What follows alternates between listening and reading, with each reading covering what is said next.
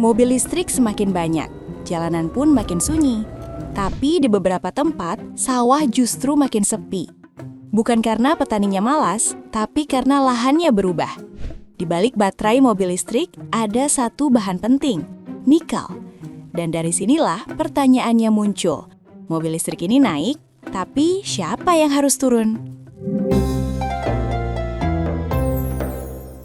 Nikel sekarang bukan cuma logam, dia jadi tiket masuk ke masa depan energi. Tanpa nikel, baterai mobil listrik jaraknya pendek dan tenaganya biasa. Makanya dunia buru-buru. Pabrik dibangun, tambang dibuka, dan Indonesia tiba-tiba jadi rebutan. Kenapa Indonesia? Indonesia punya salah satu cadangan nikel terbesar di dunia, dan letaknya relatif dekat permukaan tanah. Artinya apa? Lebih mudah ditambang dan lebih cepat diproduksi. Buat industri, ini kabar baik. Buat negara, ini peluang besar. Investasi masuk, kawasan industri tumbuh, dan lapangan kerja dijanjikan. Tapi di titik inilah ceritanya mulai bercabang. Karena di beberapa wilayah, lokasi tambang dan lahan tani pakai tanah yang sama. Saat tambang ketemu sawah. Di daerah seperti Sulawesi dan Maluku Utara, tambang nikel dan pertanian bukan cuma bertetangga. Seringkali mereka tumpang tindih. Lahan pangan menyusut, air berubah warna, dan debu masuk ke kebun. Petani nggak bicara soal emisi global. Yang mereka pikirkan sederhana, panen, air, dan tanah untuk besok.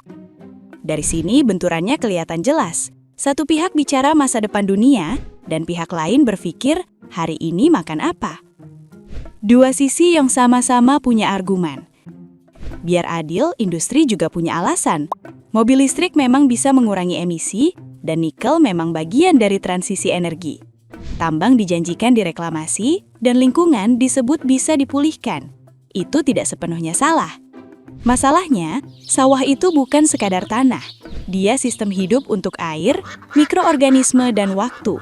Kalau rusak, perbaikannya nggak bisa secepat bangun pabrik. Disinilah pertanyaan pentingnya muncul. Transisi energi ini, siapa yang menanggung resikonya duluan? Jadi ini bukan cerita mobil listrik melawan petani. Mobil listrik mungkin masa depan. Nikel mungkin kunci industri. Tapi pangan, itu soal hidup hari ini. Karena masa depan yang katanya hijau, nggak akan ada artinya kalau hari ini kita kehilangan tanah untuk makan.